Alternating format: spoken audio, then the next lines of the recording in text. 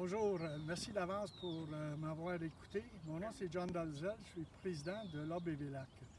Donc je vous parle, une petite capsule d'information. Je vais vous donner un peu de bilan de nos réalisations en 2019 ainsi qu'un aperçu un peu de ce qu'on prévoyait le faire et qu'on va le faire en 2020.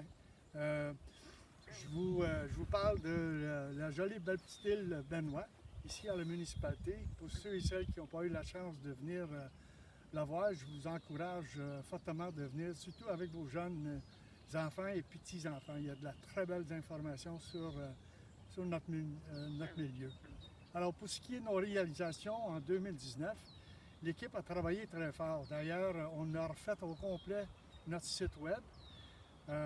Et en même temps, on a fait également une brochure bilingue en passant, en anglais et en français, qui décrit un peu notre mission, notre raison d'être et vous donne un survol un peu de nos activités.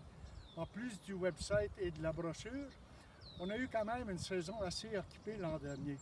Nos chefs de lac et leurs équipes ont fait l'analyse dans 13 lacs ici à la municipalité et on fait également des tests de transparence dans 19 lacs. En plus, on a travaillé en partenariat avec la municipalité, donc on a pu retenir les services d'un agent de liaison, Émilie Sicourt, qui était avec nous pendant 12 semaines de temps. Et Émilie elle a non seulement géré le programme des analyses d'eau, mais également le programme de périphyton qu'on a fait également initié dans 3 lacs, lac Guindon, lac des Seigneurs et le lac Saint-Amour. Alors, en 2019, l'autre nouveauté qu'on a introduite, c'était des sensibilisations auprès des jeunes dans les 4 camps jeunesse ici à Sainte-Anne-des-Lacs. Ça a été une expérience extraordinaire et les jeunes l'ont apprécié énormément. Pour ce qui est 2020, bien évidemment, grâce à la collaboration avec la municipalité, avec l'équipe de Mme Lapotte et aussi avec les membres du conseil, notre nouvelle brochure a été envoyée à tous les résidents de Sainte-Anne-des-Lacs dans leur compte de taxes. Et en plus, on prévoyait faire, bien sûr, nos analyses d'eau dans les lacs. On en a identifié 11 cette année pour les tests scientifiques et 19 pour la transparence.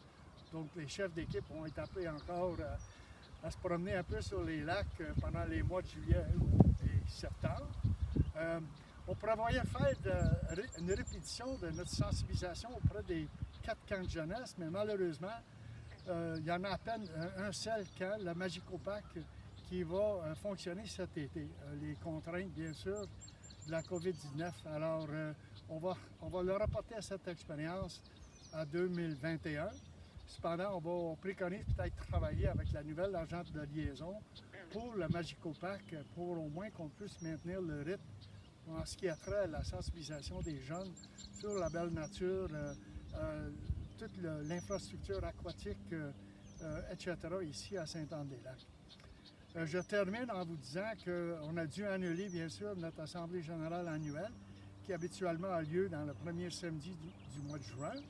Cette année, par contre, on va la reprendre, donc ça va être le samedi 12 septembre à 8h30 au centre communautaire.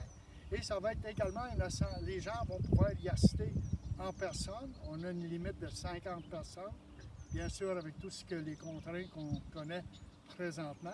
Mais également, elle va être disponible sur Zoom.